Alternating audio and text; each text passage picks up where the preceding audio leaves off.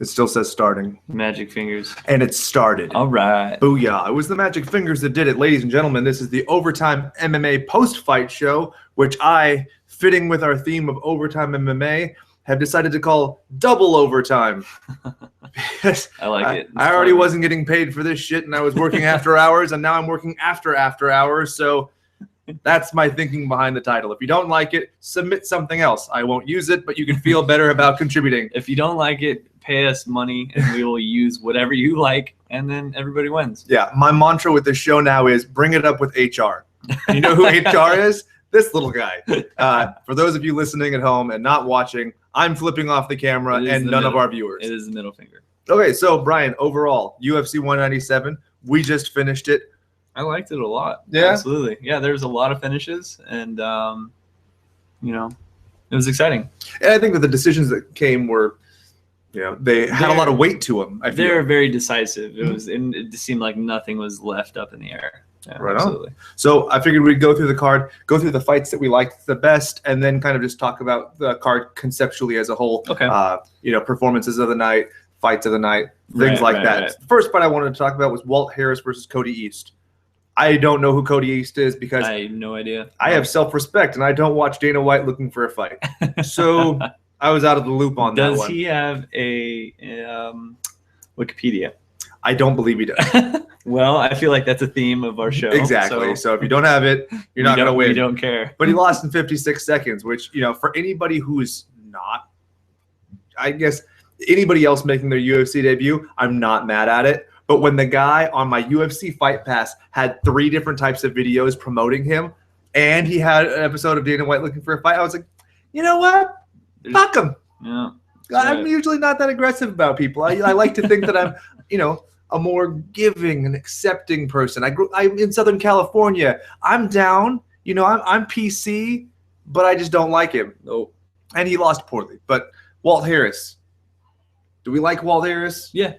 I think so. I don't think that it was necessarily to the level of a performance of the night, but it was noteworthy on a card with quite a few noteworthy fights. Definitely. Moving on, Carlos Esparza beats Juliana Lima, unanimous decision. A couple interesting points here. I mean, I don't want to say, you know, you go and look at Joanna's past fights and you think to yourself, okay, when's the last time you really seen her get in trouble on the ground, on her back, with submission game, this or that? But Carlos Esparza gave up a lot of potential submissions, especially when she was establishing her dominance on like trying to do the ground and pound as far as getting her arm caught with like a, you know, potential arm bar. Mm-hmm. I mean, if the girl Lima, right? Yep. If she was had any knowledge of even maybe possibly throwing like a triangle in there at all, switching it up, she might have been able to catch her because she was leaving herself very vulnerable. Yeah, one of the things every time I watch a fight since UFC, I believe it's 117 when Chael Sonnen fought Anderson Silva, I'm always cognizant of where a fighter plants his hands when he's in somebody's guard doing ground and pound. Right. Chael's big mistake is he kept leaving his hands dead center, and that's a mistake I saw many times. I think that it could have been capitalized on, and you know, per the rules of MMA, the unified rules, you can't put your finger inside somebody else's glove or grab the glove. You do it with your own. But think about this. When you're doing jiu-jitsu, when you're using a gi, you can kind of almost use that as brakes. You can slow the action, pace yourself. But no gi's hard because you slip around. But if you're slipping into a glove, without putting your finger in the glove, you can still anchor it and get a tremendous amount of control and torque out of that to pull someone in, prevent somebody from posting, prevent somebody from getting the range they need to do some serious ground and pound. So I'm always waiting for that triangle of somebody can get that wrist control. And I didn't see it. And I felt that was kind of a rookie move. Yeah. The fact that she, you know, got outstruck, I think it was 142-18. Right. Oh, God.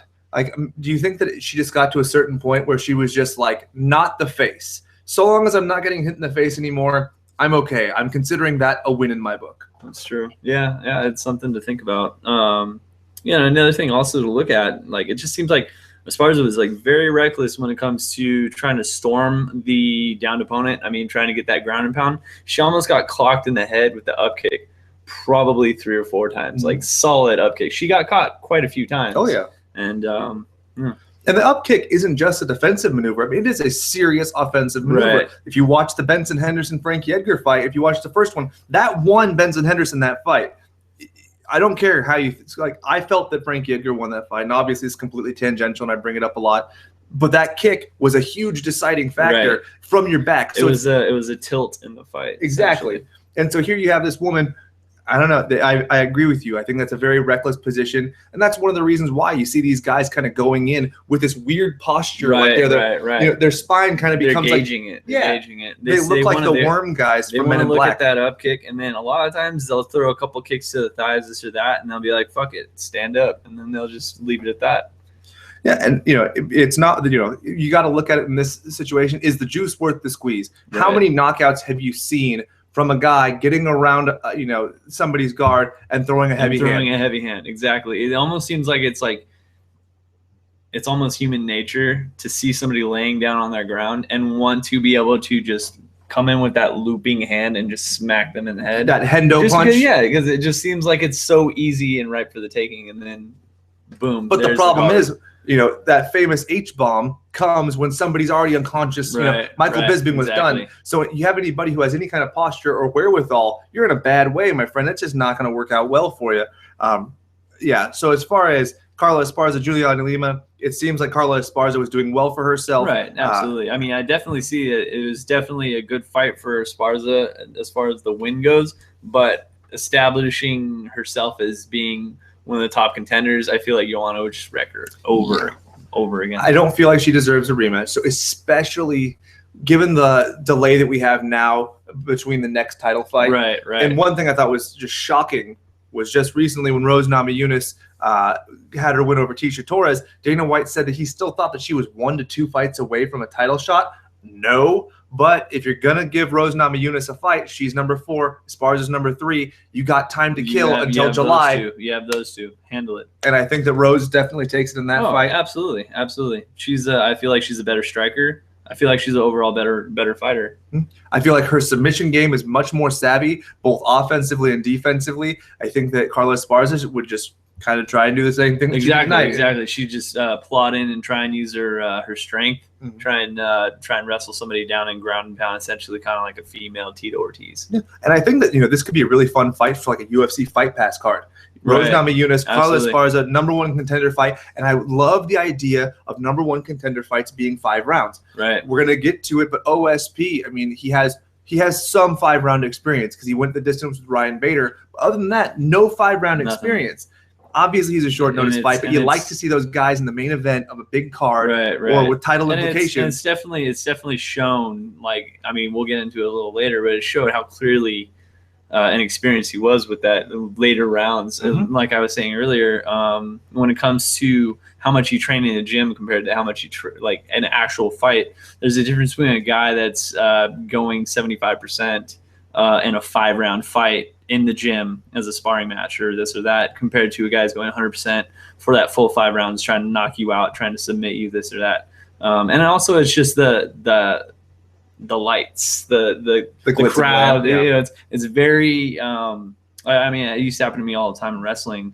You would get so amped up about a fight or about wrestling or this or that you almost overexert your energy before the actual wrestling match. Like I would get so amped up, and then I would just be drained for like a good minute or so before the actual wrestling match, and I just have to pump myself up and I'd be good to go. But you had this name comes to mind because Daniel Cormier mentioned it about 1,000 times in tonight's broadcast, but you had Ultimate Warrior syndrome.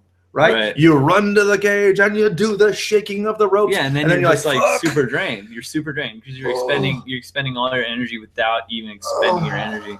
It's weird. It's a weird thing. Well, one thing that you can look at, I've seen OSP. I've seen every single one of his UFC fights. I think I saw all of his Strikeforce fights, if I'm not mistaken. This week was the first time I noticed that he has a lisp because he had more press than he'd ever had. And I was like, hey, wait a second. And that just shows you the high degree of new activity that he had. He never had this kind of press against Bader or Teixeira or Cumming. Yeah. And that's a whole beast unto itself, as we know from people like Conor McGregor, who gets truly paid to promote more than he gets paid to fight. And that's a completely tangential, but bear with me. Yeah, that's something interesting to look at, is just how much press and coverage somebody gets, especially for this fight. It's like when I was telling you earlier, it almost seems like one way or another. I mean, Jones could have obviously taken the low way out of it and been like, hey, I was training for Cormier. Mm-hmm. This guy's a completely different orthodox fighter, so I'm not going to take it. But he's just like, well, I'll take it, whatever.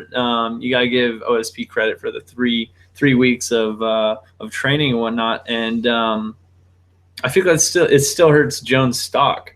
Oh, yeah. You know what I mean? And it sucks because it's a lose-lose in Jones' situation. It really is, because if he wins, he was supposed to win. So if he loses, so what? He's devastated. Right. And I mean, no offense, but it's essentially girls, no offense. But anytime I would wrestle in high school, at the lower weight classes, and I would wrestle girls, it's like all the guys around me, they would give me shit, and they'd be like, dude, you better not lose. And then if I do win, they're like, so what? You won against a girl. You ought to have. Well, it's Mirko Cro Cop, Roy Nelson. I don't know if you remember that fight, but that was Mirko Cro Cop's last fight in his last stint in the UFC. And what happened leading up to that fight, he goes, I'm in a doomed situation. If I win, I beat some fat guy. If I lose, I lost to some fat guy. And it's kind of the same thing for Jon Jones. He's in the situation where he's the best in the world. They have this fictitious belt. So at the end of the day, we can all say that Jon Jones has consecutive title wins. Right. No surprise there. Obviously not defenses, but wins. And he's beating a guy who he ought to have beaten. Right. And it's a dangerous fight. Right, exactly. And it's like a lot of people don't take into account all these things that's happening, especially the pressure of trying to perform and essentially entertain all these drunk idiots out in the crowd that keep on booing. Yeah, the boos were, I felt were very excessive, because I thought it was a very technical fight. And I'm not talking technical in that sense of, you see two people who are doing like a laser targeted karate stance. Right. There was action throughout. I just think that they were frustrated that there wasn't, volleys. There wasn't a slobber knocker, a la, what's his name? JR. Jim Ross. But I mean, you look at it, and Jon Jones, you have to keep the big picture in mind. Jon Jones knows that if he gets through this, he gets to headline UFC 200, the biggest UFC, against his nemesis who has his belt. Jon Jones was so disgusted at the idea of the interim belt, he gives it away first thing. He literally didn't even want it. He got handed the belt and he just gave it away. Yep. He's like, nope, I don't want this. You take this. This is fake. I want the real belt. Right. Awesome. And you know what's awesome too is that Jon Jones is on the UFC's good side. We're not in a UFC 151 situation. This fight happened, and the UFC could not afford to fuck up another card and miss that number, because then UFC 200 would end up being in August. Yeah, and another thing to think about also when it comes to him getting this, eventual fight with Cormier, regardless of how close it is within this fight, Jones has got to look at trying to maintain a healthy, staying healthy outside of this fight or within the fight. So it's like a lot of people are like, oh, he's not taking these, crazy shots or this or that, because it's like, well, he's not. This is kind of it's bad to say because OSP is a good fighter, but he's essentially looking past this. Yeah, you know what I mean? He's like, well, I'm not going to try and endanger myself potentially by doing something reckless. Absolutely. I'm gonna get the win, and then he did take dangerous shots. We saw wheel kicks, we saw head kicks, we saw he did one of my favorite elbows, which is what I call the Anderson Silva cage rage, where he does the yip. Yeah, stuff it was almost like the cock. Yeah, it was exciting and it was fun. It was dynamic. He expressed that he was dominant in every capacity. He out grappled him. He outstruck him. Boom. He had the cardio. Every element was there. He stayed safe. And now we have, we just saw a 2-hour commercial for UFC 200 if he goes to fight Daniel Cormier, because all of this means something so much bigger and so much more significant if he gets to fight Daniel Cormier. So let's touch on that fight a little bit more at the end, because I think we're still kind of high on it. Let's go back to Yair Rodriguez versus Andre Touchy-Feely. Damn. Ooh, man. Damn. I love that fight. I called it for Yair Rodriguez on the show earlier this week. Andre Feely hasn't had the best UFC career, but I've never seen him beat like that. Watching that fight, man, it was very much kind of a one-sided fight for a good minute. It seemed like one guy was getting a lot of the significant strikes, and then boom, it just happened, just kind of. And got him as bad as I feel for Andre Feely, I feel just as bad for guys like Justin Buchholz and Danny Castillo and Chris Holmesworth. These guys who are from Team Alpha Male who are trying to Alpha Fail. Yeah, they're trying to create an entire coaching staff out of people who didn't want to be coaches to begin with. These are guys who wanted to be fighters, but through one reason or another, whether, Chris Helmsworth with his CTE, I don't know if you're calling it that, or his concussive syndrome. Danny Castillo getting older. Justin Buchholz has never really been able to establish himself as a fighter. And they're kind of trying, and I appreciate their efforts, but it's not doing much. Right. It was like a guy like Joseph Benavidez. That was something he left a thunderous silence. Andre Fili came out with his piano key necktie belt. A lot of people don't know what the significance of that is. He is a piano key belt in Jiu-Jitsu, which is Joseph Benavidez's Jiu-Jitsu system. And Joseph Benavidez wasn't there. He was nowhere to be found. And he's distanced himself from Team Alpha Male, so much so that Justin Buchholz went out and said, hey, man, I wish you would have given me a chance, even one practice, so that I could kind of show you what I can do. But then you see the results of their labor, and it doesn't work out too well. It's pretty rough, man. Yeah, it's one of the things drawing back to the fight itself. It almost seemed like I believe it was like a spinning back fist that almost glanced the side of Fili's eye, and it was very clearly not like a Brown Mitrione eye poke. This was like literally like a guy's.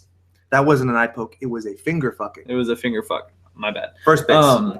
So it was one of those things where it literally glanced almost like the corner of the glove, and you can tell he was clearly like he touched his eye a few times, and he was a little perturbed, I guess you would say, with that, but and you can tell he's compensating for that eye, because if you look where he's focused off the center line because he's trying to see with his dominant eye. Right. That jumping roundhouse kick comes in on that side. That's what came in. Yeah, exactly. So, I mean, I'm not trying to take anything from Rodriguez. I mean, he finished fight, and he eked out the win with that knockout. So. And if I may, the most polite fighter on the card. Right. He thanked everyone. He thanked Joe Rogan for interviewing him.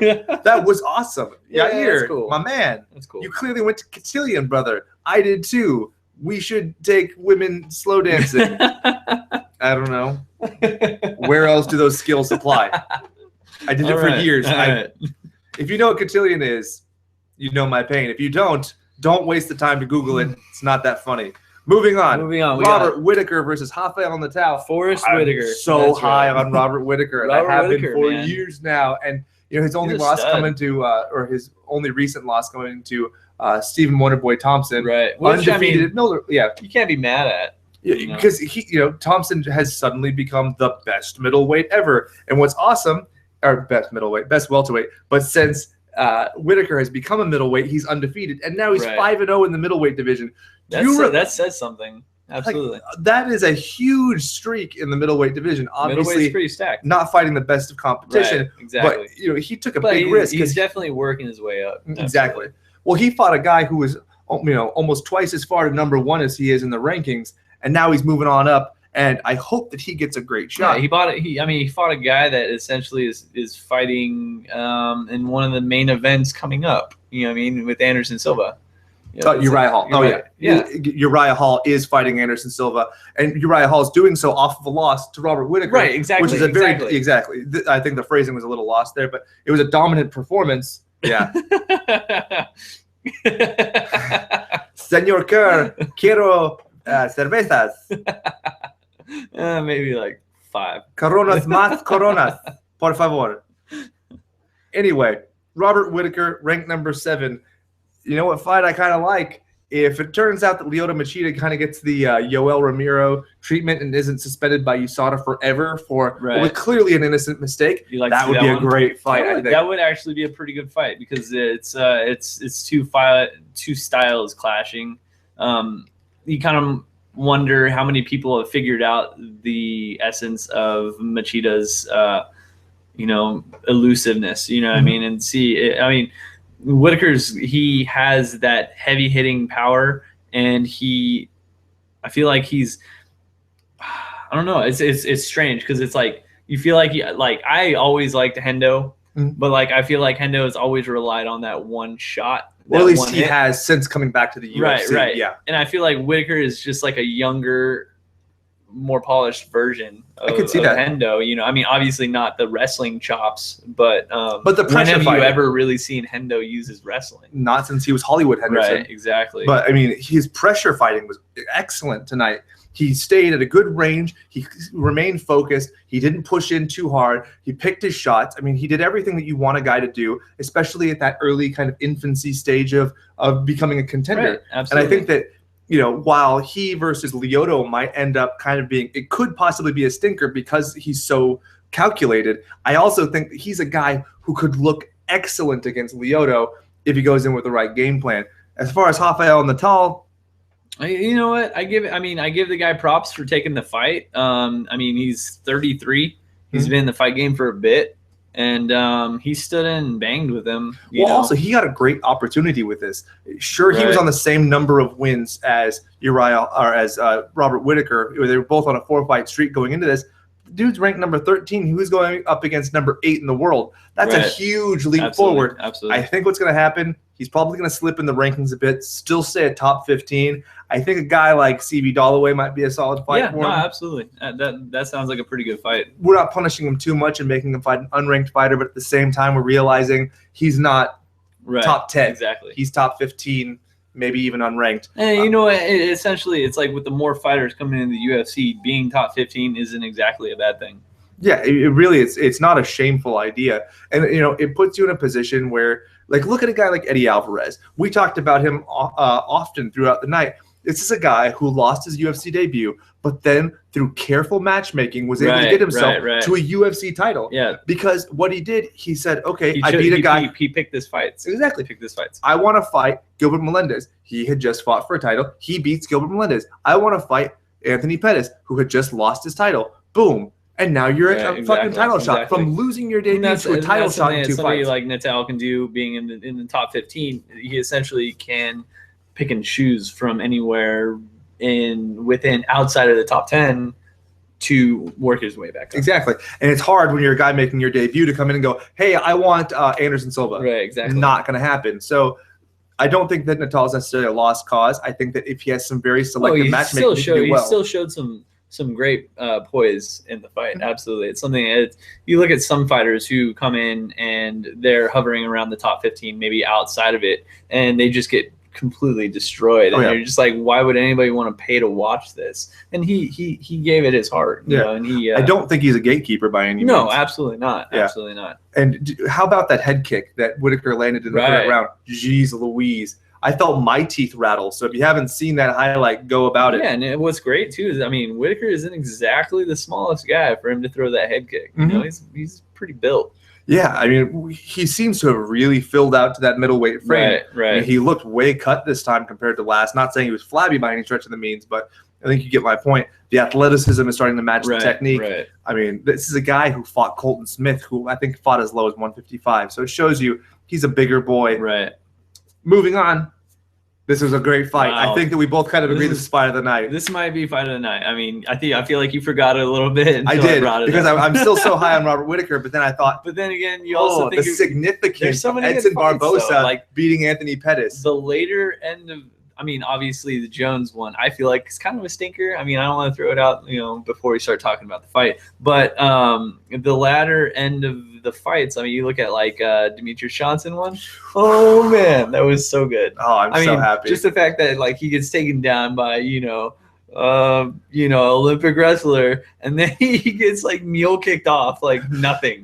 Go away. That was beautiful. Yeah. But back to the fight we were talking about. Yeah, it was great. One of the first things Joe Rogan says, all right, so I mean, if you're Barboza, I think the first thing you're looking at is a takedown, because you're pretty much out of your game when it comes to stand up against Pettis. No. That didn't happen. How many times did Anthony Pettis go for that takedown? Was twice? No, it was way more than that. I saw twice, but I mean, it possibly was more. Well, I mean, maybe it was a weak clinch, but I think that he was going for takedowns. Didn't land one of them. No. But I just loved it. Like, say, I'm not necessarily against Anthony Pettis. There have been a time where I didn't count myself as one of his fans. But how poorly he handled the Eddie Alvarez situation, I'm not a fan. You know what? It's essentially Eddie Alvarez showed that Anthony Pettis is a one-trick pony. right? I mean, I feel like even a lifetime of wrestling isn't going to catch up. You're right. Even Clay Guida showed that he's a one-trick pony. It's like if you can neutralize his strength, which is striking, you'll win the fight. Yep. Edson Barboza just happened to neutralize it with better striking. So, I mean, all hats off to Barboza. I mean, he dominated from start to finish. There were some great techniques. I mean, if you look closely at Anthony Pettis' stomach at the end of the fight, oh my God, you could definitively see each of Edson Barboza's toes. That was ridiculous. So much so that guests in my home thought that it was a tattoo on Anthony Pettis' stomach. I was one of those guests. I was just like, wow, that's a pretty interesting tattoo. And wait, then, no, that's not a tattoo. Let's look at Anthony Pettis' inner thigh. The blotchy, welted death that was Anthony Pettis' inner thigh. It almost looked like one of those like cool like nebula tattoos that you see on people nowadays. It looked like a birthmark that was set on fire. Like it looked gangrenous. I worried that Anthony might not be walking on two legs for the rest of his life because of an amputation. It was very bad. I mean, well, I wouldn't go that far. Like I said earlier, I feel like the Uriah Faber can still walk after that leg kick from hell from Jose Aldo. Proves that people can recover fairly quickly from their leg kicks. But yeah, I mean, it was still pretty nasty. Just the fact that Pettis tried to throw it off like, oh, hey, no big deal. Like throughout, like that's pretty halfway through the fight, like throwing his little signs and throwing his hands up like, hey, no, this is nothing. Yeah, when he did like the no. Right, you're like, come on, dude. Like, who are you trying to fool? Like, well, what do you think his excuse is going to be this time? Because last time his excuse was Eddie Alvarez didn't fight me. I got taken down too much. He was basically hugging. He didn't fight me. Right. Well, he did fight you and he won. And so now you have a guy who used striking technique, who was very tactical, but never was, kept a foot off the gas pedal necessarily. No, absolutely. He pushed the action. He advanced. That's one thing you want to. I don't know if you want to say happened with Eddie Alvarez fight, but at the same time, it kind of did. I feel like a little bit where Eddie Alvarez just kind of coasted at the end of that fight. At the end of the round, at the end of the third round, he essentially established his dominance the first two rounds. He's like, well, I mean, I feel like I got the first two, so I'm just going to kind of coast it. And Pettis essentially was kind of trying to wing it. That's the only thing he had going. Diego Sanchez, the situation where he's like, I've clearly lost 2 rounds. I'm going to throw everything in the third. Exactly. And so, there was essentially nothing for Pettis to do. I mean, he got neutralized in every aspect of that fight. Yeah. And then also, I mean, like I said earlier, I'm not against Anthony Pettis. I think he's a fair fighter, but the way he handled the Eddie Alvarez loss really bothered me. So it's kind of nice to see one of Eddie Alvarez's teammates be like, oh, no, it has nothing to do with the way we fought you. You're just not that good. Right. Because Edson Barboza is a guy who I've thoroughly enjoyed. I remember we watched the Paul Felder fight, and this is a guy whose eye was swollen shut. It looked like, when a fat person sits at the beach and like they have a fold over and you can tell like where there's the belly button, there's like a little extra indentation, but still part of the fold. I love these references. That's what his eyelid looked like. He had this little tiny hole where he could see through, and he still fought through, and he fought a good fight. And this is a huge step. Paul Felder, Anthony Pettis is not, my friend. Right. It's a huge step up. And he looked better in this fight. Yeah, he came out looking pretty clean. And you know what? Another thing too, it's like I'm not trying to discredit Barboza's fighting because I keep talking about Pettis. But it was funny when it came to the latter ends of the fight where it just seems like Pettis was trying to go for that Showtime kick, like where he like do like a handstand kind of like somersault kick, and like you're just like, dude, like I get it. There's nothing that's like orthodox about you beating him like in a standard striking fight. You know what I mean? So like, well, I'm gonna go not necessarily like throw the haymakers, but I'm gonna throw these like crazy out of the woods like looking shots. Do you think he's gonna blame his time he spent at Jackson Winklejohn? That's a possibility. I mean, especially coming off somebody who, made all those excuses about the Eddie Alvarez fight. I mean, just been like, well, you know what? Jackson Winklejohn just completely screwed up my fight game. Well, I mean, he was only supposed to spend 3 days there. He spent 3 weeks there. You might be able to cite, fatigue, exhaustion, all these things. These right. It's very different fight camp. It's so sad. I don't know. Like, I don't want to say it's sad because, obviously I'm not out there doing that, fighting these people, in front of everybody and training full time and whatnot. But it just seems like there's so many different ways you can throw excuses out there. Oh, yeah. You know what I mean? So I don't know. Well, my big concern with Anthony Pettis is that at this point he might try and get desperate and take a big name.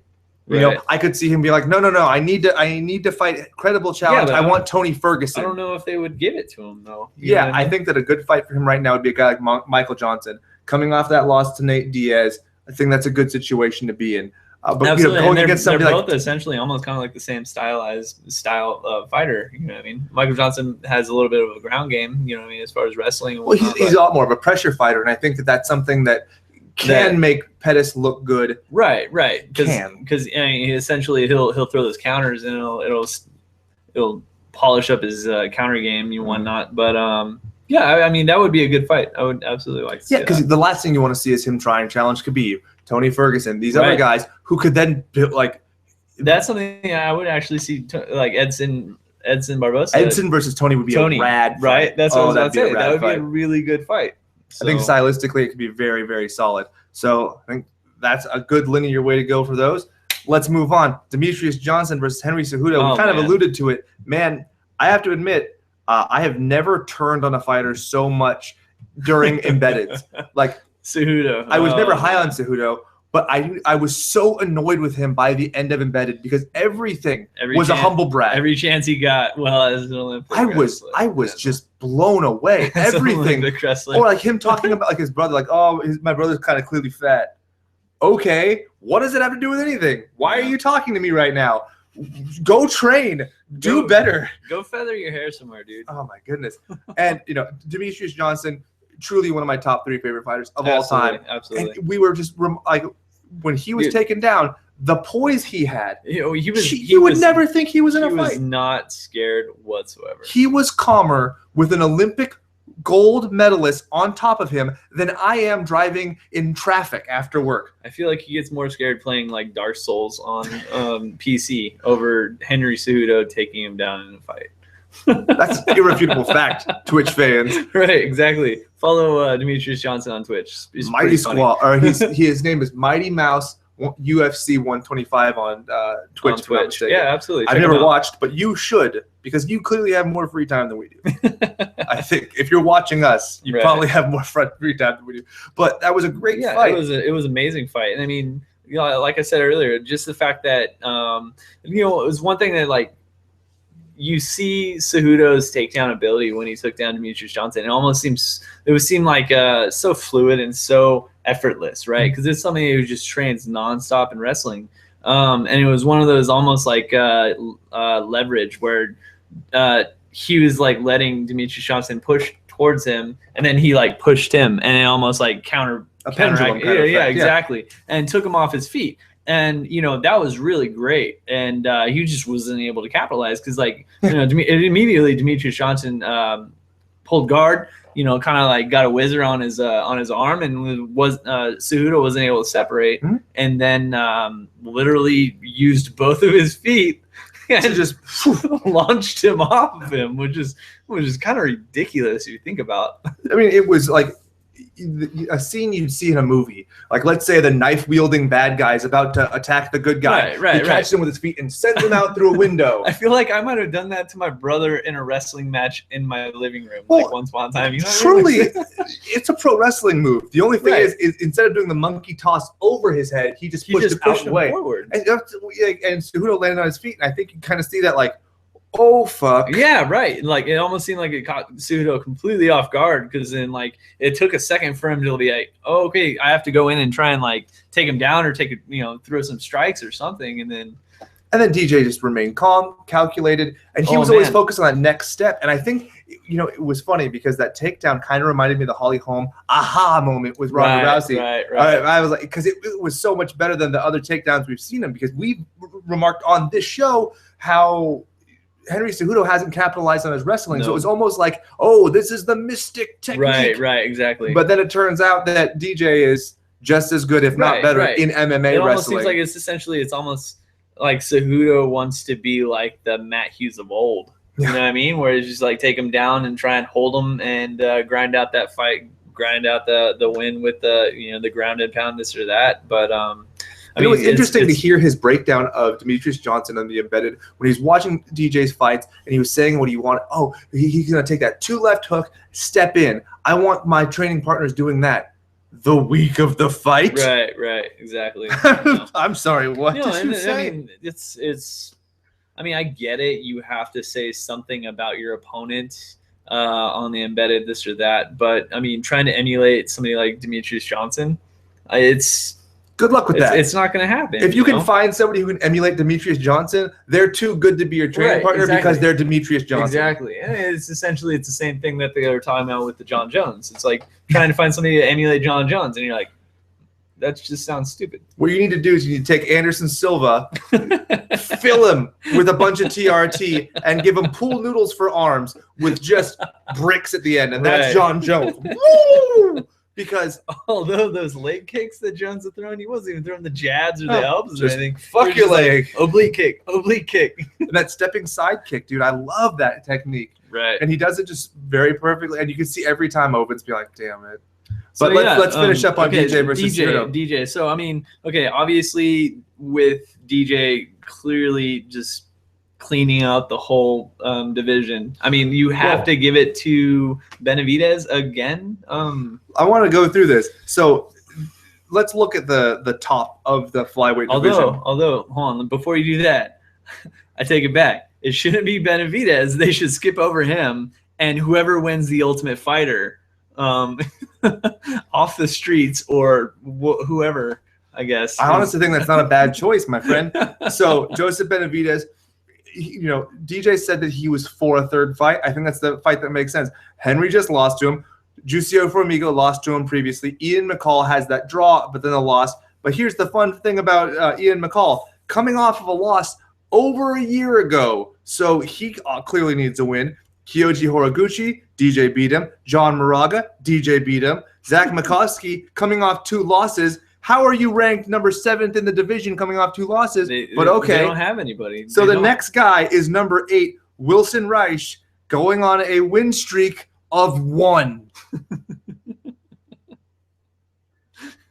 I'm not fucking around. That's the most credible opponent for DJ at this point. He is, like I said earlier, he is the pound for pound best fighter in the UFC. Absolutely. I feel like he is better than Jon Jones. I agree. I think if Jon Jones was shrunk in a dryer, DJ would beat him. One of those little toys. The shrinky dinks.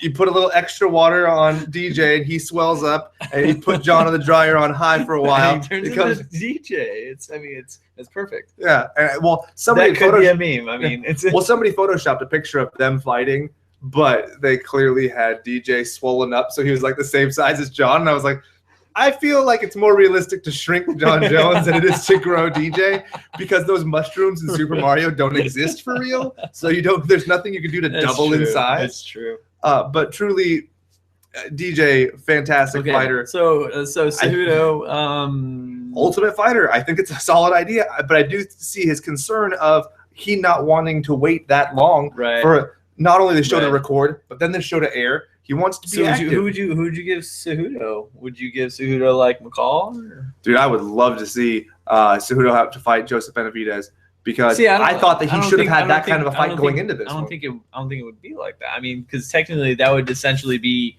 Cejudo losing the championship and then going up against the #1 contender, and then going back to the championship. But look at this. Look at the way that Miesha Tate, versus Ronda Rousey. They were not going to book her again. So Joseph Benavidez it's very unlikely, even in the shallow division, that Joseph gets that fight. Right. So by having, if he beats, everybody, including Henry Cejudo, and he's beaten everybody in the top 7, he kind of has no choice but to fight for the title. So how twisted would this be if they were to throw that whole Ultimate Fighter tournament gauntlet down? Whoever wins that fights Benavidez. And then that goes to the #1. Just because, you got to feel like Benavidez is like getting cheated here. Well, you've seen that meme going around where it's open tryouts for Tough 24, and then it's Joseph Benavidez with glasses and a mustache, where you're like, I will enter the running. See, that's pretty good, because you got to feel like he's like, obviously nobody wants to see something that's already been done quite a few times, but. So I think we've kind of solved our own riddle. Right. DJ should probably just end up holding out, because it doesn't seem like he has a very credible opponent. So let's move on to Jon Jones immutable, inescapable.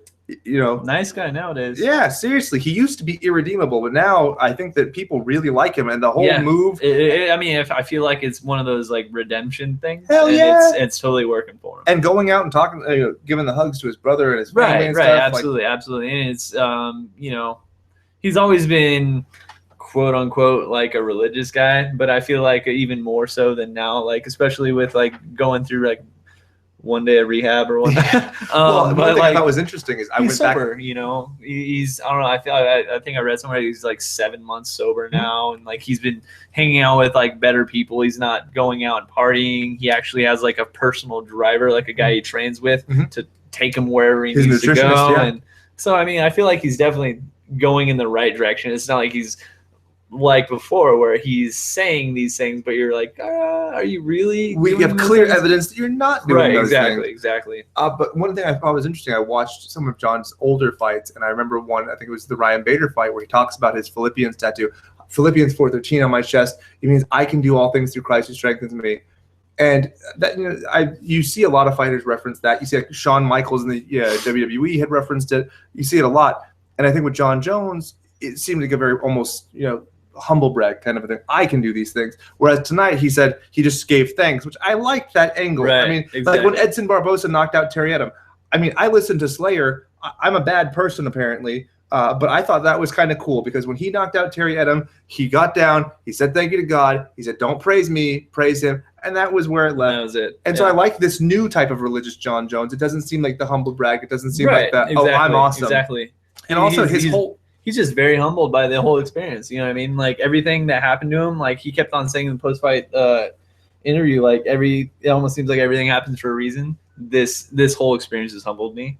And, I'm ready to get my title back. Well, and then you had Daniel Cormier saying how frustrated he was that he wasn't the one to get to fight Jon Jones in this condition. But that does, but that shows you like that's defeatist thinking. Right. Because if you think that you're the best in the world, you should be able to beat anyone else on their best day. And he was sitting there thinking how frustrated he was that he wasn't the guy to get to fight Jon Jones off of a 16-month layoff. You know what? And that's just hard for me. I feel like it was just essentially Daniel Cormier just spewing out that just Daniel Cormier BS that he wants to, he's essentially the better fighter and this or that. And Jon Jones is just, he's a crook. He's basically, I feel like he's totally going to run with that. Like, you're like, oh, he's all of a sudden he's the good guy now and I'm the bad guy. Why is this? Because he did something bad and now he says he's good. Oh, okay. My thing is he truly that ignorant?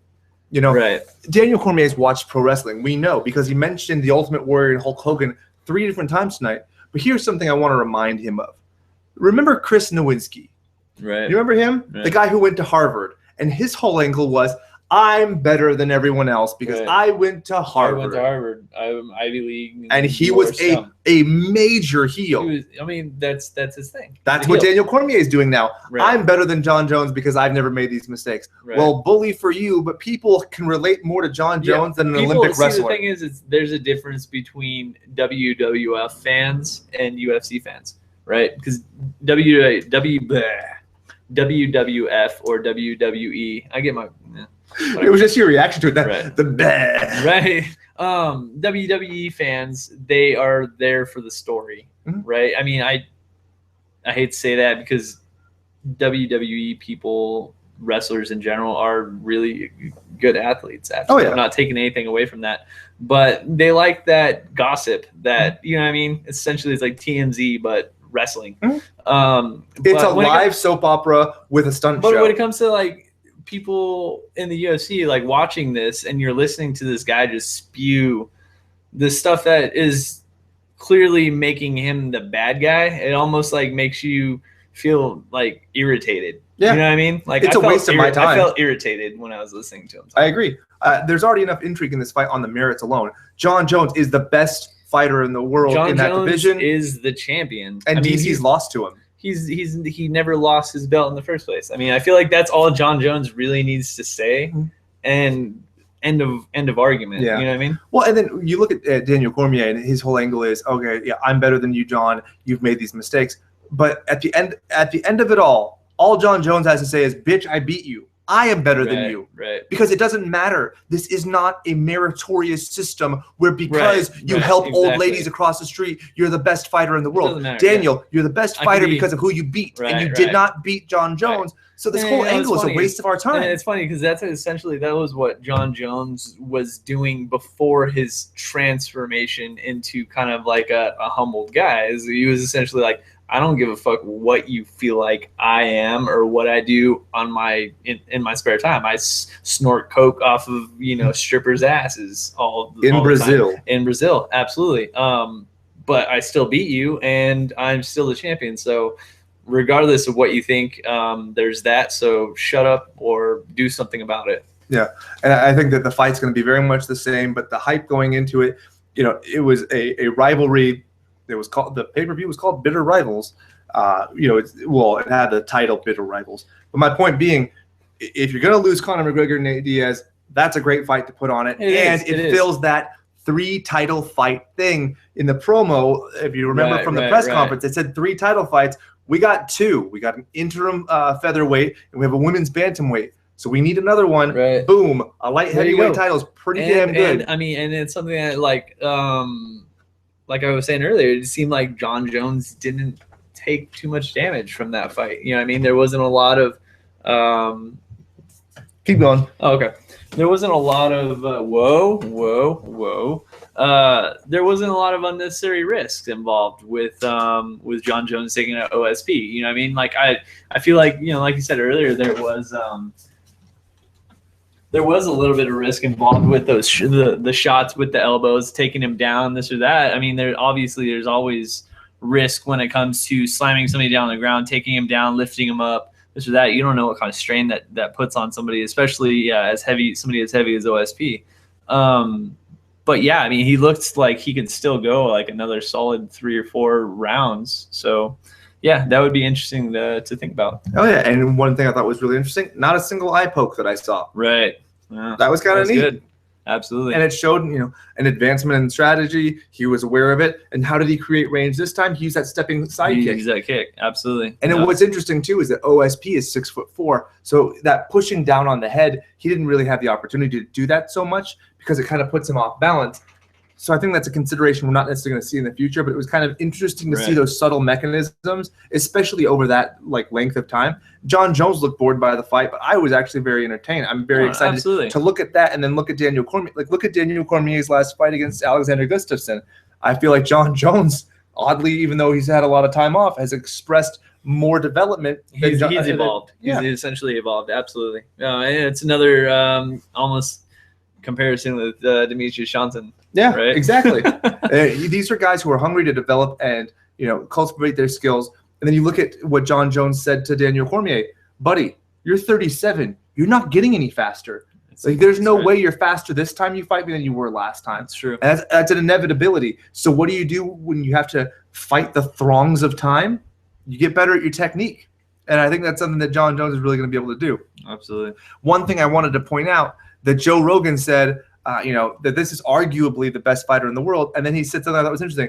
I only say that because you're sitting right next to me, he said to Daniel Cormier. Right. Which is him saying, basically, he's the best. I'm just being polite to you. He's the best because other than you sitting next to me and potentially beating me up for it, yeah. No offense. Yeah. So I don't mean to besmirch your character, but you have been besmirched previously by that man, and he is the best fighter who ever did live. He is the legitimate champion. Please, sir, take that belt off. And then one thing that I thought was funny, that Daniel Cormier says that the fight was hard for him as a competitor to watch. Yeah, because you just realize you have to fight that guy again. Right. How many times? It's so funny because I was talking about during the fight, like I almost thought I heard him say, or he was critiquing Jones or giving Jones advice on the fight, and then you correct me. You're just like, no, he hasn't even talked anything about Jones. He's all about OSP because he's in his head. He's talking. He's like, okay, I'm gonna fight OSP. I'm gonna fight OSP. I'm gonna fight OSP. Oh. Fuck. That little take into the good. He's like, come on, OSP. I'll get behind this motherfucker and push if I have to. I'm not fighting Jon again. He'll beat me. Daniel Cormier doesn't have the physical faculties to beat Jon Jones in the way he wants to. No, he's absolutely not. He doesn't have the length. He doesn't have the leverage. in my mind, I see Daniel Cormier going in for that double and Jon Jones merely taking his hand and planting it on the mat and just staying on the ground. He's like, I'm not going anywhere, dude. Are you done with this maneuver, sir? I would like to show you my new full-time jiu-jitsu teacher's practices. Man. So, yeah. And for those of you who doubted when I said, I think that there was some criticism online. Not that I'm pointing anybody out. People say, "Oh, how can you say Jon Jones is a better grappler offensively and defensively because you had OSP do a Von Vlue choke?" Because it's the truth, asshole. Right. Jon Jones is the better offensive and defensive grappler, proven. Not that we're calling our fans and/or anybody that pays attention assholes. No, I am calling him an asshole. You could be my fan and an asshole. I'm an asshole. Everybody can be a varying degree of asshole. That was just a particularly asshole-ish comment to rebut because I'm like, no, I have proof that Jon Jones is the better grappler. Right. He took down Daniel Cormier. That's true. Thrice in that fight? Thrice. Come on now. And so this fight showed when he got taken down, it was on Anderson's spine buster. I haven't seen somebody's head whip like that in a while. And it was awesome. Yeah, I've never been a Jon Jones fan, but I feel like I'm finally mature enough to push him aside and accept it. Exactly. So, it's something I'm definitely looking forward to. And I think it's a great replacement. And it almost kind of makes you wonder if, I hate to be a conspiracy theorist, but maybe that shin is hindering him a little bit more than he thought. So, well, Chris Weidman is one of my favorite fighters, but I will continue to say I think that he exaggerated injuries before he fought Vitor Belfort to give greater time for Vitor to wean off the TRT. I truly believe that, and you could call me a conspiracy theorist. I don't mind. I don't necessarily think that Daniel Cormier, pulling out of this fight is that crazy. Right. The guy's 37. He has an analytics career. Truly, he never even has to fight again. You saw as soon as the fight was announced that it was off, he was already back on Fox. He was on the show tonight. The guy's already got commitments and doing other things. So he's clearly invested in it. So it wouldn't be a shock to me if he never wanted to fight again. If he loses to Jon Jones, I truly wouldn't be surprised if he was completely retired. Right. I would not be surprised at all. Absolutely. I mean, he's got an established career, And he's good at it. I mean, so long as he's not talking about pro wrestling, I think he's fine. But when he does, it's like, I know what he's talking about because I know who the Ultimate Warrior and Hulk Hogan is. Right. But and the fact Roman is, Reigns. Oh my God. I don't know if you saw my awesome tweet earlier, but I was saying that Daniel Cormier was hoping that Roman Reigns would win the fight because all he talks about is Roman Reigns. It drives me crazy because Roman Reigns is as bad a wrestler as the worst fighter on this card was. He's related to The Rock. He can't be that bad. So am I. I'm just like 1/1 of a cousin on a genetic scale. So that argument is. So that's where you get your big calves from. Oh yeah. And are we ready for this? You see that son, bitch? There you go. Right there. I like it. That's genetic. So thanks, Dwayne. Ready? Go. Boop. It stays there, and now it goes down. I can do it the other one a little bit, but it kind of looks like I'm having a stroke. I'm shitting my pants. I think that we've established we're done with this show. Yeah, we're done. Too far gone. But thank you so much. We've had a bunch of people coming in and watching. I really appreciate you spending your time after this card. I appreciate it. Anytime you have questions, comments, please feel free to bring it up with HR. Send us a message on Twitter. Bring it up to HR. Bring it up to messages on Twitter, Instagram. I do check all of those personally. If you want to send us an email at otmmapodcast@gmail.com, go ahead, because I'm too cheap to spend the $10 a month to host it at my own website. So if you also want to go to otmmapodcast.com, we have a bunch of other stuff. I've kind of stopped writing articles, but I might get back into it. If some of our fans were to oblige with some likes and comments to make me feel good about myself. A little feedback. Yeah, that'd be appreciated. So thank you once again. It has been a pleasure. We look forward to the next one, UFC 198, which is going to be a fantastic card. Oh, I'm stoked. We're also excited to announce that this week's show is going to be on a Monday. Right. So typically we've been doing a Tuesday, Wednesday promotion, but we really want to get everybody to have as much time between the show and the fight card as possible. So we're pushing it forward. We hope you appreciate it. It's still going to be shot at night, so we have enough time to rip off all of Ariel Helwani's news stories throughout the day. Appreciate it. We'll get you on the back end, my friend. But thank you once again. Have a great night, guys.